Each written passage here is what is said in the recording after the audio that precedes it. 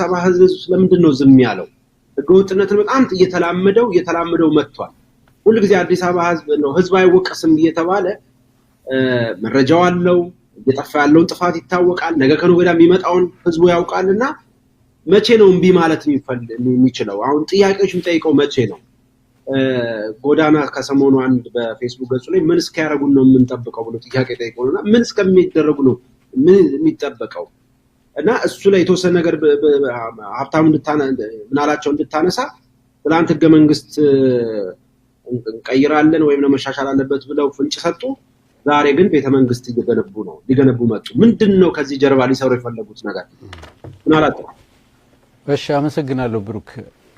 በመጀመሪያ ህግን የማያከብር መንግስት፣ ህግን የሚጥስ መንግስት በጣም ብዙ ጊዜ በተደጋጋሚ እንደምንሰማው የህግ ማስከበር ዘመቻ በሚል ነው በዜጎች ላይ ከፍተኛ ድብደባ፣ እንግልት፣ ግድያ፣ የተለያዩ ሰቆቃ የሚፈጽመው የህግ ማስከበር ዘመቻ በሚል ሰበብ ነው። ግን አሁን እንዳልከው በአገሪቱ ውስጥ የተለያዩ ድንጋጌዎች፣ አዋጆች አሉ። የህጎች ሁሉ በላይ ደግሞ የሆነው ህገ መንግስት ነው። ነገር ግን የራሱን ህገ መንግስት ራሱ ያረቀቀውን ህገ መንግስት የሚሽር በህገ መንግስቱ የማይመራ መንግስት ማለት አሁን ያለው የብልጽግና መንግስት ነው። ማሳያዎችን ላቅርብ። ለምሳሌ በህገ መንግስት በሚባለው በዚሁ ሰነድ በአንቀጽ 103 ላይ የህዝብ ቆጠራ ኮሚሽን እንደሚቋቋም ይገልጽና የህዝብ ቆጠራ የቤቶች ቆጠራ በየ10 አመቱ መካሄድ አለበት ይላል ህገ መንግስቱ። ይሄ እንግዲህ ድንጋጌ ነው፣ ህግ ነው፣ መንግስት ሊያከብረው የሚገባ ነገር ነው። በኢትዮጵያ ግን የህዝብ ቆጠራ ከተካሄደ ይሄው 20 አመት ሊሆነው ነው። 20 አመት ኦልሞስት አልፏል። በ1999 የተካሄደ የህዝብ ቆጠራ አለ። ለስሙ የህዝብና የቤት ቆጠራ ኮሚሽነር ተብለው ምክትል ጠቅላይ ሚኒስትሩ አቶ ደመቀ መኮንን ከተሾሙ ዘመን አልፏቸዋል። ነገር ግን በጸጥታ ሰበብ፣ በኢኮኖሚ አቅም መዳከም ምክንያት ልዩ ሰበብ እየተሰጠው ይሄው የህዝብ ቆጠራ አልተካሄደም፣ ህገ መንግስቱ ተጥሷል። እንደውም ሰሞኑን ዛሬ የወጣ ዜና አለ። የፕላን እና የምን ኮሚሽን የሚባለው በሁለት አመት ውስጥ የህዝብና የቤት ቆጠራ ለማካሄድ ዝግጅት እያደረጉ ነው ብሎ ዛሬ አንድ መግለጫ አውጥቷል። ገና 20 አመት ሆኖት ማለት ነው። ይሄንን ያላከበረ መንግስት ስለ ህግ የበላይነት፣ ስለ ህገ ወጥነት ሊያወራ አይችልም። አንድ ማሳያ ነው። ሁለተኛው ማሳያ ቅድም ገለታው ሲያነሳው የነበረው የህገ መንግስት ማሻሻያ የብሔራዊ ፖሊሲ ጥናት ኢንስቲትዩት አቀረበ የተባለው ዶክተር በየነ ጴጥሮስ ያቀረቡት የተባለው ነው። እንደሚታወቀው ይሄ ብሔራዊ የፖሊሲ ጥናት ኢንስቲትዩት የተቋቋመው የፖሊሲ ጥናት ለማካሄድ ነው። የፖሊሲ ምርምር ማቅረብ፣ አማራጭ ማቅረብ ነው። ፖሊሲና ህገ መንግስት በጣም ይለያያል። ስልጣኑ አይደለም። ይሄ ኢንስቲትዩት የህገ መንግስት ማሻሻያ የማቅረብ ስልጣን የለውም። ህገ መንግስቱ ራሱ የህገ መንግስት ማሻሻያ እንዴት እንደሚቀርብ፣ እንዴት እንደሚመነጩ ያስቀመጠው ነገር አለ። ፖሊሲ ማለት አንድ ፓርቲ የሚመራበት ሊሻሻል ሊቀየር የሚችል ተቃዋሚዎችም የሚመሩበት አማራጭ ፖሊሲዎች ሊያቀርቡ ይችላሉ። ገዢው ፓርቲ የተለያዩ ፖሊሲዎች አሉ። የግብርና ፖሊሲ፣ የውጭ ጉዳይ ፖሊሲ፣ የጤና ፖሊሲ ምን እየተባለ የሚቀርብ አለ። እንደዛ አይነት ፖሊሲዎችን ምርምር ማካሄድ፣ ጥናት ማድረግ ነው የብሔራዊ ፖሊሲ ጥናት ኢንስቲትዩት። ህገ መንግስት ማሻሻያ የማቅረብ ስልጣን የለውም። ዶክተር በየነ ጴጥሮስ ያው ብዙ አመት ለሀገራቸው የደከሙ ሰው ናቸው። በተቃዋሚነታቸውም ብዙ አገልግሎት የሰጡ ናቸው። አንደበተ ርቱዕ ናቸው። መጨረሻ ላይ ጥሮታ ሲወጡ እየደከሙ ሲመጡና መጦሪያ ሲፈልግ እዚህ ፖሊሲ ጥናት ኢንስቲትዩት ዳይሬክተር ይሁኑ አለና አስቀመጣቸው መጦሪያ ቦታ ላይ። እንግዲህ ስራ ቢያጡ ይሆናል ምናልባት የሀገሪቱን መመሰቃቀልና ህግ የማይከበርበት አገር እንደሆነ ከዶክተር በየነ ጴጥሮስ በላይ ምስክር የለም። ይሄው መጡና የህገ መንግስት ማሻሻያ። ለዚህ ነው የኦህዴድ የፖለቲካ ቁማር ምንለው። በአገሪቱ ውስጥ ከፍተኛ የሆነ ምስቅልቅል እያለ፣ ችግር እያለ፣ ህገወጥነቱ፣ ግድያው፣ ሞቱ እየበዛ ለዚህ ሁሉ መሰረቱ ህገ መንግስቱ ነው የሚል ጥያቄዎች በተደጋጋሚ ስለሚሰነዘሩ ይሄ ብሔር ነክ ጉዳዮችን የተመለከተ አንቀጽ 39ን ጨምሮ መገንጠል መቅረት አለበት፣ በብሔር ፖለቲካ መደራጀት የለበትም፣ የብሔረሰቦች የተዛባ ታሪክ የሚለው ትርክት ትክክል አይደለም፣ እነዛ ነክ ነገሮች ሁሉ ተሻሽለው መቅረብ አለባቸው የሚል የህገ መንግስት ማሻሻያ አመንጮ ነው መጣ። በህገ መንግስቱ መሰረት አሁንም የራሳቸውን ህገ መንግስት ተጠቅስላቸዋለሁ። 104 ምን ይላል? የህገ መንግስቱ አንቀጽ 104 የህገ መንግስት ማሻሻያ ሐሳብን ስለማመንጨት ይላል። አንድ የህገ መንግስት ማሻሻያ ሐሳብ የህዝብ ተወካዮች ምክር ቤት በ2/3 ድምጽ የደገፈው፣ የፌዴሬሽኑ ምክር ቤት በ2/3 ድምጽ የደገፈው ወይም ከፌዴሬሽኑ አባል ክልሎች ውስጥ 1/3 የክልል ምክር ቤቶች በድምጽ ብልጫ የደገፉት ከሆነ ለውይይትና ለውሳኔ ለመላው ህዝብና የህገ መንግስቱ መሻሻል ለሚመለከታቸው ክፍሎች ይቀርባል ነው የሚለው እንጂ ብሔራዊ ፖሊሲ ጥናት ኢንስቲትዩት የህገ መንግስት ማሻሻያ ያመነጫል የሚል ህግ የለም። ምን አገባው? ህግ መጣስ ማለት ይሄ ነው።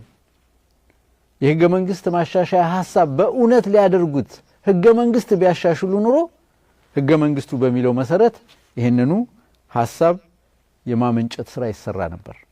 በነገራችን ላይ የህገ መንግስት ማሻሻያ የሚባለው ብሔራዊ የፖሊሲ ጥናት ኢንስቲትዩትም ሆነ አሁን በህጉ መሰረት በ2/3 ድምጽ የተደገፈ ቢሆን በተወካዮች ምክር ቤት፣ ፌዴሬሽን ምክር ቤት በ2/3 ድምጽ የደገፈው ቢሆን ከፌዴሬሽኑ አባል ክልሎች ውስጥ 1/3 ቢደግፈውና ወደ ውይይት ቢመጣ ሊጸድቅ የሚችለው በዚህ የተዘረዘረው ድንጋጌ ሁሉም የክልል ምክር ቤቶች የቀረበው ማሻሻያ በድምጽ ብልጫ ካላጸደቁት በስተቀር የፌዴራል መንግስት የህዝብ ተወካዮች ምክር ቤት በ2/3 ድምጽ የቀረበው ማሻሻያ ካላጸደቀው በስተቀር የፌዴሬሽን ምክር ቤት በ2/3 ድምጽ ካላሻሻለው በስተቀር የመነጨው ነገር ሁሉ ተግባራዊ አይሆንም። በተለይ የሁሉም ክልል ምክር ቤቶች ካላጸደቁት ይላል። በዚህ ህገ መንግስት መሰረት ኢትዮጵያ ውስጥ 9 ክልሎች አሉ። አሁን 2 ተጨምረዋል አብይ ከመጣ በኋላ።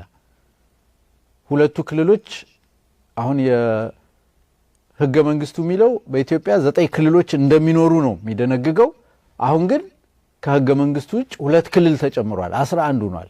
የኢትዮጵያ ህገ መንግስት ክልሎች 9 ናቸው፣ 9 ብቻ ናቸው ነው የሚለው። ያ ራሱ እንኳን ሳይሻሻል ነው 2 ክልሎች የተጨመሩት። እነዚህ 11 ክልሎች ሙሉ በሙሉ ካልተስማሙ በስተቀር አንቀጽ 39ንም መቀየር አይችሉም። የትግራይ ክልል አልፈልግም ቢል በቃ ህወሓት የህገ መንግስት እንዳይሻሻል ፈልጋለሁ፣ ህገ መንግስቱ አይሻሻልም ይላል አይደለም? ሁሉ ጊዜ የጸና አቋም ነው እንደውም ያለው። እሱም ቢካለ አንዱ ካልደገፈው በጋራ ሁሉም ካልተስማሙበት በስተቀር አይሻሻልም ይላል። ምንም አንቀጽ እንዴት ነው ህገ መንግስት ዶክተር በየነ ጴጥሮስ ስላመነጩ ወይም እሳቸው ዜና ላይ ቀርበው ይሄ ነው ስላሉ ህገ መንግስት ይሻሻልና ቁማር ነው። ኦህዴድ ቁማር፣ የፖለቲካ ቁማር ነው የሚጫወተው። ህዝቡን ዝቅ አድርጎ የመመልከት፣ ህዝቡን አሳንሶ የማየት፣ ህዝቡ የስልጣን ባለቤት መሆኑን ያለመቀበል። የስልጣን ባለቤት ህዝቡ ነው የሚለው ህገ መንግስቱ። መቼ ነው ህዝቡ ወስኖ የሚያውቀው? መቼ ነው ህዝቡ በራሱ ጉዳይ ላይ የፈለገው ነገር ሆኖለት የሚያውቅ? ሁሌ በላዩ ላይ ነው አይደለም የሚጫነው። በላዩ ላይ ቀንበር ተጭኖ እንደፈለጉ ሲገሉት ሲያስሩት በአካል የመኖር መብት ያለው ቢሆንም እያንዳንዱ ዜጋ ስንቱ ህዝብ ነው የተረፈረፈው? 1.2 ሚሊዮን ሰዎች በጦርነት ተገድለዋል። በዚህ ባሳለፍናት ጥቂት 2 ዓመታት እንኳን በየቦታው በመፈናቀል በረሃብ የሚሞተውን ደሞ ሰው ተመልከቱት። የአገሪቱን መሰረታዊ ችግሮች መልስ መስጠት ስላቃታቸው በስብሰባና በህገ መንግስት ማሻሻያ በተለያዩ ድንጋጌዎች ስም ህዝቡን ያወናብዱታል። ቅድም ስንገልጽ ነበር በአገሪቱ ውስጥ ከፍተኛ የማዳበሪያ እጥረት በመኖሩ አርሶ አደሮች ምርት ማምረት አቁመዋል። በተለይ አማራ ክልል ኢኮኖሚው በከፍተኛ ቀውስ ውስጥ ነው የሚገኘው። ገና ዳብል ዲጂት ያድጋል። የውጭ ምንዛሪ ችግር በአገሪቱ አለ። በአመት ወደ $2 ቢሊዮን ያወጣሉ ለማዳበሪያ መግዣ። ነገር ግን የውጭ ምንዛሪ አልበቃ ብሎ የ15 ቀን ብቻ ነው ያለን ምናምን እንደሚባል ታውቃላችሁ። በዚህ ምክንያት ማዳበሪያ መግዛት ስላልቻለው የአማራ ክልል ከጠየቀው 9.6 ሚሊዮን ኩንታል ውስጥ 1.2 ሚሊዮን ኩንታል ብቻ ስለተገኘ የህብረት ስራ ማህበራቱ ካዝናቸው ባዶ ነው። ገበሬ ሰኔን ይጠብቃል፣ ወዮ ወዮ ይላል። ይሄው አደባባይ መውጣት ጀመረ። የኢትዮጵያ ናሽናል ባንክ ለዓለም ባንክ ቃል ገብቶት የመጣው ማሞ ምረቴ የብሔራዊ ባንክ ገዢ የብር መጠንን ዋጋ 86 ብር በዶላር ለማድረግ በህጋዊ መንገድ ከ52 ብር ወደ 86 ብር ለማድረግ ተስማምቶ መጥቷል። አሁን ይሄንን መፈጸም ያልተቻለው ምንድነው? የግል ባንኮች ኤልሲ ከፍተው ነበር በ52 ብር ሂሳብ የተለያየ ዕቃ ከውጭ ሀገር ለማስመጣት ነጋዴዎች በኤልሲ ነው አይደለም የሚፈቀድላቸው። ገንዘቡ ገና ስላልተከፈለ መጀመሪያ የታዘዘ ብዙ ነገር ስላለ ኤልሲ የተከፈተ ስላለ አሁን 86 ብር ብናደርገው ባንኮቹ በግማሽ አቅማቸውን ኢኮኖሚያቸውን ስለሚያሳጣቸውና የገንዘብ ክምችታቸውን ስለሚያሳንሰው እባካችሁ ታገሱን ትንሽ እያለ ለዓለም ባንክ ጊዜ ማራዘሚያ እየጠየቀ ነው ኤልሲ የተከፈቱ እስኪከፈሉ ድረስ። ምክንያቱም 52 በቀጥታ 86 ብር ከሄደ መጀመሪያ የታዘዛለ ከፍተኛ የዶላር ጥያቄ ይመጣባቸዋል ማለት ነው። ስለዚህ ይሄ የማደናገርና የኦህዲድ የፖለቲካ ቁማር ማሳያ ነው። የቤተ መንግስቱም ጉዳይ ያው ነው። ስንት ህዝብ በድህነት ይማቀቃል፣ ስንት ህዝብ የሚበላው የሚጠጣው የለውም፣ በኑሮ ውድነት እየተቃጠለ ነው። ወደ 1 ትሪሊዮን የሚጠጋ ቤተ መንግስት የጫካ ቤተ መንግስት ገነባለሁ ብሎ ይሄው የት እንደሚመጣ ገንዘቡ አናቅም። ግን ከዛ አልፎ ደግሞ ብሶ አዲስ አበባ ከተማ ላይ ቤተ መንግስት ልሰራ ነው ይላል የኦሮሚያ መንግስት ያለ ህጋዊ አግባብ ከተማው ሳይሆን እና ከፍተኛ የአገር ቀውስ ያለበት ስለሆነ ወደፊት በሚኖረው ሁኔታ በኢኮኖሚ ቀውስ ምክንያት ሀገሪቱ ከፖለቲካው ቀድሞ ወደ ከፍተኛ ችግር እንደምትገባ ምንም ትንቢተኛ መሆን አያስፈልግም፣ ጠንቋይ መሆን አያስፈልግም። የህዝቡ ኑሮ ራሱ ይናገራል። ስለዚህ ህዝቡ ወደ ከፍተኛው ቀውስና ወደ ትርምስ ገብቶ መባላት ከመጀመሩ በፊት ህዝባዊ ትግሉን አጠናክሮ ይሄን መንግስት ልታስተዳድረኝ አልቻልክም፣ የመሪነት ብቃት የለህም፣ ዋናው መሪ የሚባለውንም ሰውዬ የአንድ ግለሰብ መጫወቻ መሆን የለባትም እቻ ሀገር ብሎ በከፍተኛ ሁኔታ ታግሎ ህዝባዊ አመጽን ማቀጣጠል ብቻ መፍትሄ የሚሆን ይመስለኛል። ብሩክ አመሰግናለሁ። ምናላቸው ከልብ አመሰግናለሁ። እግዚአብሔር ይስጥልኝ። ሀብታሙ ወደ አንተ ልምጣ። ምናልባት በዚህ ውይይታችን እንድናነሳው ከተለይ ከቤተ መንግስት ግንባታ ጋር በተገናኘ እንድናነሳውና ጥሩ ስለሚሆን የአቶ ታዬ ደንዳን አስተያየት ማንሳት ስለሚያስፈልግ እሱን እንድታነሳ እድሉን እሰጥሃለሁ። በተለይ አሁን ባለንበት ሁኔታ እዚህ ሰዓት ላይ ቆመን አማራ፣ ትግራይ፣ አፋር በጦርነቱ ሳቢያ የሰው ህይወት ጠፍቷል። ከ1.2 ሚሊዮን በላይ ዜጋ ያለቀበት ጦርነት ተካሂዷል። በዚህ ጦርነት ሳቢያ በቢሊዮን የሚቆጠር ሀብት ጠፍቷል፣ ንብረት ጠፍቷል። ትምህርት ቤት የለም። ትምህርት የሌላቸው ተቋማቶች ከተማዎች ብዙ ናቸው። የመብራት እነኚህ መሰረታዊ የሚባሉ አገልግሎቶች ሙሉ በሙሉ የቆሙባቸው ከተማዎች፣ ወረዳዎች፣ ቀበሌዎች አሉ። በእነኚህ ሶስት ይሄ ያለ ነው እንግዲህ ቤተመንግስት ግንባታ ላይ ትኩረት እየተደረገ ያለ። በዚህ ሳቢያ ደግሞ ረሃብ ነገ ከነገ ወዲያ እንደሚከሰት ነው። በአማራ ክልል አሁን ኮምፕሊትሊ ለአማራ ገበሬ ማዳበሪያ እየደረሱ አይደለም። እሱም ራሱ ነገ ይዞ የሚመጣው መከራ አለ፣ ለሀገሪቷ ይዞ የሚመጣው መከራ አለ። እንግዲህ ህዝብ የሚባለውን ነገር ተረስቶ የአንድ ግለሰብ ወይም ደግሞ አንድ ግለሰብ ራሱን የሚያቅፍበት ራሱን የሚያይበት ወይም ደግሞ ከራሱ ጋር ብቻ የተገናኘ ትልቅ ቤተመንግስት ለመገንባት እየጣራ ነው። በፌደራሉ ነው፣ በክልሉ ደግሞ አሁን እየመጣ ነው። ሁለቱም የሚገነቡት አዲስ አበባ ከተማ ላይ እንደተባለው ህጋዊነትን በሚመለከት አቶ ገለታ ያነሳውን ሀሳብ ሀብታሙ ከህግም አንጻር ትንሽ እንድጨምርበት እፈልጋለሁ። የተጀመሩ ፕሮጀክቶች አሉ። አገሪቷ በጣም ብዙ ፕሮጀክቶች ጀምራለች። የተፈናቀሉ ከ3 ሚሊዮን በላይ በየአካባቢው አለ።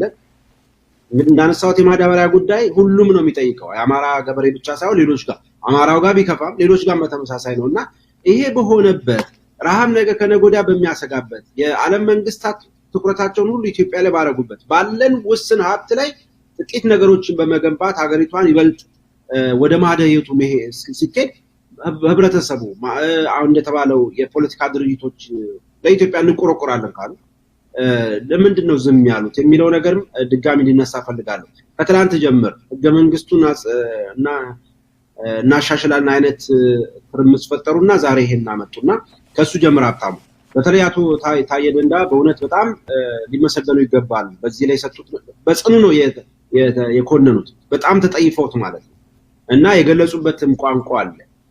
ስለዚህ ሀብታሙ ከሱ ጀምር እስቲ። መልካም እንግዲህ ቅድም አንድ ብሩክ ስታነሳው የነበረው ማህበረሰብ እንደ ማህበረሰብ እንደ ህዝብ እንዴት ይተቻል በሚል እየታለፈ ቆይቷል እስከ መቼ የሚል ነገር አንስተህ ነበርና በጣም አሳማኝ ምክንያቶች አሉ። ለምን ብሎ መጠየቅ ያልቻለ ማህበረሰብ እኛ ባናነሳውም ትውልዱ እየወቀሰው መኖሩ አይቀርም። ግን የግፉ ጽዋ የት ጋር ሲደርስ ነው ህዝብ መጠየቅ የሚጀምረው? እንደ ህዝብ ፕሮግረሱን ማየት አለብን። ኦፍ ኮርስ እኔ እንደምረዳው ፕሮግረስ አለ። ፕሮግረሱ ምንድን ነው? የዛሬ 2 ዓመት እኮ አብይ አህመድ አሰልፎ ሆይ ያስባለ ራሱ ፍጹም እንደ መልአክ እንደ ኢትዮጵያ አዳኝ እንዲቆጠር አድርጎ በፈለገው ሰዓትና ደቂቃ የወሰደ ጦርነት መማገድ የሚችል በየአዳራሹ በየምኑ ህዝቡን እዚህ ዲያስፖራም ጋር ብትል በአገር ውስጥም ብትል በብዙ ትንቅንቅ የአብይን ሽፍንፍን ገልጦ የውስጥ ማንነቱን ለማሳየት የሚደረገውን ጥረት ራሱ ህዝቡ እየተከላከለ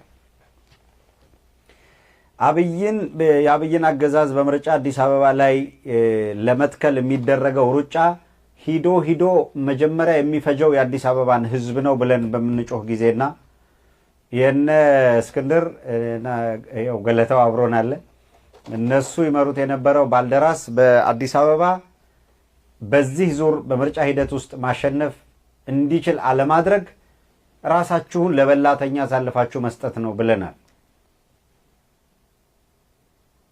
ምንድነው ያደረገው?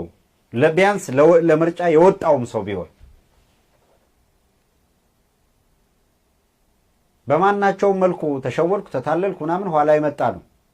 ግን የወጣው ሰው ሂዶ ብልጽግና መሪ ይሁን ብሎ ማህተም መታር አሁን በመጎዳት ረገድ አዲስ አበባ በመረጠው ከመጎዳት በቀር ሌላ ማን ነው የበለጠ የተጎዳለት? እውነት ለመናገር ይሁን ባዳነች አበቤ ኦሮሚያ ለኦሮሚያ አዳነች አበቤን ጣይቱ ለማለት ያልተደረገ እኮ ዘመቻ የለ።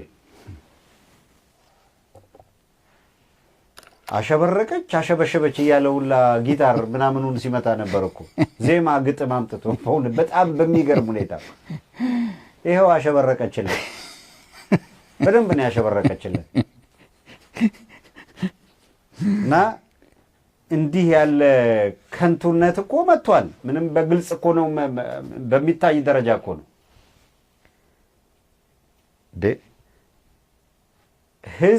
የህዝብ የደሃ ቤት አፍርሳ ግሬደር ልካ አፍርሳ ህዝቡን ሜዳ ላይ ልጥለው እየተዘጋጀች እረ እነዚህ ሰዎች ከበስተጀርባ አቅደው የተዘጋጁበት ዓላማ በጣም አደገኛ ነውና ጥንቃቄ ይፈልጋል ብለን እየጮህን ክራሩን ይዞ ለአፍሪካ ህብረት መሰረት ጣለች እያለ ያዜማል። ምን ትለዋለህ? ይሄን አሸበረቀች። ይሄው ማሸብረቅ ከሆነ ይድና አሸብረቅላት። አበራ ሞላ ምናምን የሚባል ሰው ይላል።